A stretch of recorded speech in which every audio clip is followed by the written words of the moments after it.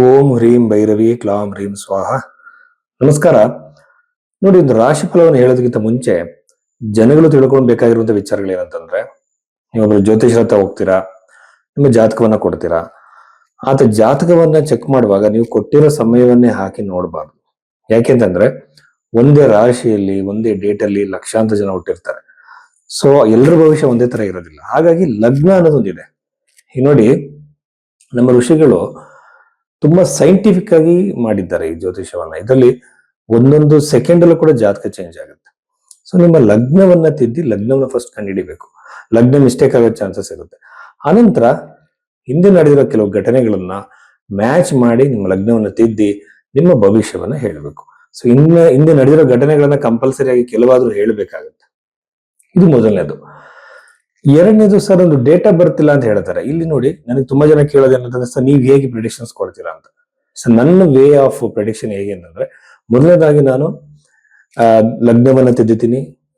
ಆಮೇಲೆ ದಶೆಗಳಲ್ಲಿ ವಿಂಶೋತ್ತರ ದಶೆ, ಚರದಶೆ, ಯೋಗಿನಿ ದಶೆ, ಜಮಿನಿ ಪದ್ಧತಿಯನ್ನು ಉಪಯೋಗಿಸ್ತೀನಿ. So step by step, layer by layer ನಾನು ಹೋಗ್ತೀನಿ. ಅನಂತರದಲ್ಲಿ ಹಸ್ತ ಸಾಮುದ್ರಿಕೆ. ನಮ್ಮಲ್ಲಿ ಹಸ್ತ ಸಾಮುದ್ರಿಕೆ ಅಂತಂದ್ರೆ ಅದೇನೋ ಒಂಥರ ಹೆಡ್ ಲೈನ್, ಫೇಟ್ ಲೈನ್, ಈ ತರ ವೆಸ್ಟರ್ನ್ ಪಾಮಿಸ್ಟ್ರಿ ಮಾತಾಡ್ತಾರೆ. ಅದಲ್ಲ, ನಾಡಿ ಜ್ಯೋತಿಷದಲ್ಲಿ ಲೈನ್ಸ್ ಗಳಿರುವಂತಹ ಮಾತೃರೇಖೆ, ಪಿತೃರೇಖೆ, ಹಲವಾರು ತರದ ರೇಖೆಗಳಿದೆ. ಸೊ ಆ ರೇಖೆಗಳು ಜಾತಕಕ್ಕೆ ಹೊಂದಾಣಿಕೆ ಆಗತ್ತಾ ಅಂತ ನಾನು ಒಂದು ಇವೆಂಟ್ಗೋಸ್ಕರ ನಾನು ಮ್ಯಾಚ್ ಮಾಡ್ತೀನಿ.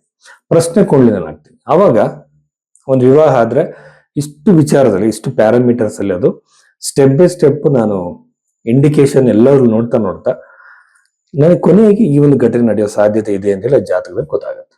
ಇದಕ್ಕೆಲ್ಲ ಬಹಳ ಟೈಮ್ ಹಿಡಿಯುತ್ತೆ. ಆ ಒಂದು ತಾಳ್ಮೆ ಕೇಳಿಸೋರ್ಗು ಮತ್ತೆ ಹೇಳೋರು ಇಬ್ಬರಿಗೂ ಇರ್ಬೇಕಾಗುತ್ತೆ. ಸೊ ಈ ರೀತಿ ಹೇಳಿದಾಗ ಸೈಂಟಿಫಿಕ್ ಆಗಿ ಜಾತಕ ಫಲ ನಿರೂಪಣೆ ಕರೆಕ್ಟ್ ಆಗುತ್ತೆ. ಅದು ಬಿಟ್ಟು ನಾವು ನ್ಯೂಮರಾಲಜಿ ಪ್ರಕಾರ ನೀವು ಯಾವುದೋ ಒಂದು ಪೂಜೆ ಹೇಳ್ಬಿಡೋದು, ಯಾವುದೋ ಒಂದು ಪ್ರೆಡಿಕ್ಷನ್ ಹೇಳೋದು, ಅದರಲ್ಲಿ ಎರಡು ನಿಜ ಆಗತ್ತೆ, ಅವ ಜ್ಯೋತಿಷರಿಗೆ ಮಹಾವಿದ್ಯೆ ಕಲ್ತಿದ್ದಾರೆ ಅಂತ ಅನ್ಸೋದು, ಇವೆಲ್ಲ ತಪ್ಪು. ಸೊ ಈ ರೀತಿಯಲ್ಲಿ ಸೈಂಟಿಫಿಕ್ ವೇಯಲ್ಲಿ ಜಾತಕ ನಿರೂಪಣೆ ಮಾಡಿದಾಗ ಬಂದಂತಹ ಕ್ಲೈಂಟ್ಗೆ ಅವ್ರಿಗೊಂದು ಆಶ್ವಾಸನೆ ನಾವು ಕೊಡ್ತೀವಿ, ಧೈರ್ಯವನ್ನು ಹೇಳ್ದಂಗಾಗುತ್ತೆ, ಸತ್ಯವನ್ನು ಒಪ್ಕೊಳ್ಳೋದಕ್ಕೆ ಅವ್ರನ್ನ ಮೋಟಿವೇಟ್ ಮಾಡ್ದಂಗಾಗುತ್ತೆ. ಜ್ಯೋತಿಷ್ಯ ಅಂದ್ರೆ ಹಣೆ ಬರೋನ ಬದಲಾವಣೆ ಮಾಡೋದಲ್ಲ, ಉತ್ತಮ ಮತ್ತು ಕೆಟ್ಟ ಸಮಯ ಎರಡನ್ನು ಕೂಡ ಅನಲೈಸ್ ಮಾಡಿ ಅವ್ರನ್ನ ಒಂದು ಗೈಡ್ ಮಾಡುವಂಥದ್ದು ಸರಿಯಾಗಿರೋ ದಾರಿಯಲ್ಲಿ. ಅದು ಬಿಟ್ಟು ಹಣೆ ಬರೋ ಚೇಂಜ್ ಮಾಡೋದು, ನಿಮ್ಮನ್ನು ಕೋಟ್ಯಾಧಿಪತಿ ಮಾಡೋದು, ನಿಮಗೆ ಅಷ್ಟೈಶ್ವರ್ಯಗಳು ಬರೋ ತರ ಮಾಡೋದು ಜ್ಯೋತಿಷಿ ಕೆಲಸ ಅಲ್ಲ.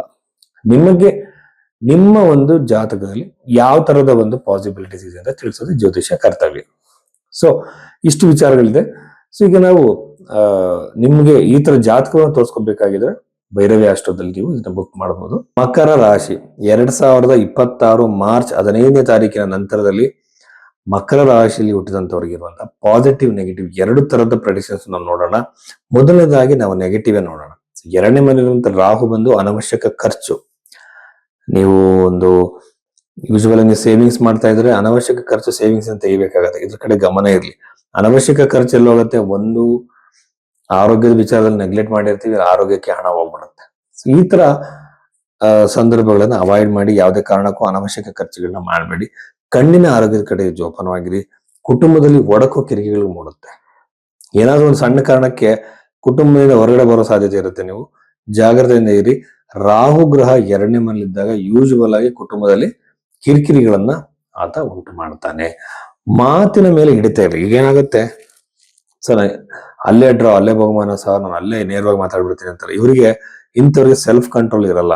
ಯಾಕೆಂತಂದ್ರೆ ತಮ್ಮಂತ ಕಂಟ್ರೋಲ್ ಮಾಡ್ಕೊಳಕ್ ಆಗ್ದಲೆ ನೇರವಾಗಿ ಮಾತಾಡ್ತಿರ್ತಾರೆ. ನೇರವಾಗಿ ಮಾತಾಡಿ ಸ್ವಲ್ಪ ಹೊತ್ತಾದ್ಮೇಲೆ ಮಾತಾಡಬಾರ್ದಾಗಿತ್ತು ಅಂತ ಅನ್ಸುತ್ತೆ. ಸೊ ಒಬ್ಬ ಬುದ್ಧಿವಂತ ಆಗಿರೋ ವ್ಯಕ್ತಿ ಯಾವ್ದನ್ನ ಎಲ್ಲಿ ಮಾತಾಡಬೇಕು, ಎಷ್ಟು ಪ್ರಮಾಣದಲ್ಲಿ ಮಾತಾಡಬೇಕು ಅಂತ ತಿಳ್ಕೊಂಡಿರ್ತಾನೆ. ಮಾತಿನ ಮೇಲೆ ಹಿಡಿತಾ ಇರ್ಲಿ. ನೀವು ಎಲ್ಲೇ ಸಕ್ಸಸ್ಫುಲ್ ಆಗ್ಬೇಕು ಅಂದ್ರೆ ಮಾತಿನ ಮೇಲೆ ಹಿಡಿತಾ ಇರ್ಬೇಕು. ಸಡನ್ ಆಗಿ ಒದರೋದ್ರಿಂದ ಯಾವುದೇ ತರದ ಲಾಭ ಇಲ್ಲ. ತಾಳ್ಮೆಯಿಂದ ನೋಡಿ, ಓಡೋನಿಗಿಂತ ನಡೆಯೋನ್ ದೂರ ನಡೀತಾನೆ ಅಂದ್ರೆ ಒಂದು ಚೈನೀಸ್ ಗಾದೆ. ಇದನ್ನ ಗಮನದಲ್ಲಿ ಇಟ್ಕೊಂಡು ನೀವು ಹೇಳೋದಾದ್ರೆ ನಿಧಾನವಾಗಿ ಪ್ಲಾನೆಡ್ ಆಗಿ ಹೋಗೋದ್ರಿಂದ ಸಕ್ಸಸ್ಫುಲ್ ಆಗ್ತೀರಾ. ಕೋಪವನ್ನು ಬಿಡಿ, ಹಾರ್ಶ್ ಆಗಿ ಮಾತಾಡೋದನ್ನ ಬಿಟ್ಬಿಡಿ. 2-3 ಗ್ರಹಗಳಿದೆ ಜಾತಕದಲ್ಲಿ. ಏನಾದ್ರು ನಿಮ್ಗೆ 2ನೇ ಮೇಲೆ ಕುಜ ಗ್ರಹ ಇದೆ ಅಂದ್ರೆ ಕೇರ್ಫುಲ್ ಆಗಿ ನೀವು ಇರಬೇಕಾಗತ್ತೆ when it comes to the communication. ಇದೊಂದು ಮಕರ ರಾಶಿಯವರಿಗೆ ಪ್ರಾಪರ್ಟಿ ಖರೀದಿಗೆ ಅವಕಾಶ ಉಂಟಾಗುತ್ತೆ. ಗೌರ್ಮೆಂಟ್ ಜಾಬು ಆಕಾಂಕ್ಷಿಗಳಿಗೆ ಅನುಕೂಲ ಆಗಿ ಬಂದ್ಬಿಡುತ್ತೆ. ಇಂಟರ್ವ್ಯೂ ಕೊಟ್ಟವರಿಗೆ ಜಾಬ್ ಅಲ್ಲಿ ಹೊಸ ವಿಚಾರಗಳನ್ನ, ಹೊಸ ಜಾಬ್ಗೆ, ಹೊಸ ಪ್ಲೇಸ್ಗೆ ಟ್ರೈ ಮಾಡ್ತಿರೋರಿಗೆ ಅನುಕೂಲ ಆಗುತ್ತೆ. ಆಮೇಲೆ ಧಾರ್ಮಿಕ ಕೆಲಸಗಳು ಹೆಚ್ಚಾಗತ್ತೆ ಮಕರ ರಾಶಿಯವರಿಗೆ. ರಾಶಿಯಾಧಿಪತಿ 3ನೇ ಮನೆ ಇರುವಂತದ್ದು, ಲಗ್ನ ಕೂಡ ಅದೇ ಆಗಿದ್ರೆ ವಿಪರೀತ ಸಂಚಾರ, ಅನಾವಶ್ಯಕ ಸಂಚಾರ ನಿಮಗೆ ಅನುಕೂಲ ಆಗಲ್ಲ. ಆಮೇಲೆ ವಿವಾಹ ಮಾತ್ರ ಖಂಡಿತವಾಗಲು ಪ್ರಾಪ್ತಿಯಾಗುತ್ತೆ. ಎಂಗೇಜ್ಮೆಂಟು, ಆಮೇಲೆ ತುಂಬಾ ಚೆನ್ನಾಗಿ ಒಂದು ವಿವಾಹ ಯಾವುದೇ ಒಂದು ಅಡ್ಡಿ ಆತಂಕ ಇಲ್ಲದೆ ನಡೆದ್ಬಿಡುತ್ತೆ. ಸರಾಗವಾಗಿ ಕ್ರಿಯೇಟ್ ಆಗ್ಬೋದು, ಅನುರೂಪನಾಗಿರುವಂತಹ ಸಂಬಂಧ ಬರ್ಬೋದು. ಅಷ್ಟಮದಲ್ಲಿ ಕೇತು ಇರುವುದು ಪೂರ್ವಿಕ ಸ್ವತ್ತು, ಅಂದ್ರೆ ಪಿತ್ರಾರ್ಜಿತ ಸ್ವತ್ತಿಗೆ ಸಂಬಂಧಪಟ್ಟಂತಹ ಕಿರಿಕಿರಿಗಳು ಕ್ರಿಯೇಟ್ ಆಗುತ್ತೆ. ಸಾಲದಿಂದ ಹೊರಗಡೆ ಬರೋದಕ್ಕೆ ಮಾರ್ಗ ಸಿಗಲ್ಲ, ಜಾಗ್ರತೆಯಾಗಿ ಇರಬೇಕು. ಈ ಸಾಲವನ್ನು ಹೆಚ್ಚು ಮಾಡ್ಕೋಬೇಡಿ, ಯಾವ ಇನ್ವೆಸ್ಟ್ಮೆಂಟ್ಗಳು ಮಾಡಬೇಡಿ, ಸ್ವಲ್ಪ ದಿನ ವೆಯ್ಟ್ ಮಾಡಿ, ಒಳ್ಳೆ ಟೈಮ್ ಬರಲಿ. ನೋಡಿ, ನಾವು ಟೈಮ್ ಕೊಟ್ಟಷ್ಟು ಮನಸ್ಸು ಪ್ರಶಾಂತವಾಗುತ್ತೆ, ಸರಿಯಾಗಿರುವಂತಹ ಡಿಸಿಷನ್ ನಾವು ತಗೋಬಹುದು. ಸೊ ಇಷ್ಟು ವಿಚಾರಗಳು ಮಕರ ರಾಶಿಯವರಿಗೆ ಸಂಬಂಧಪಟ್ಟಿದ್ದು.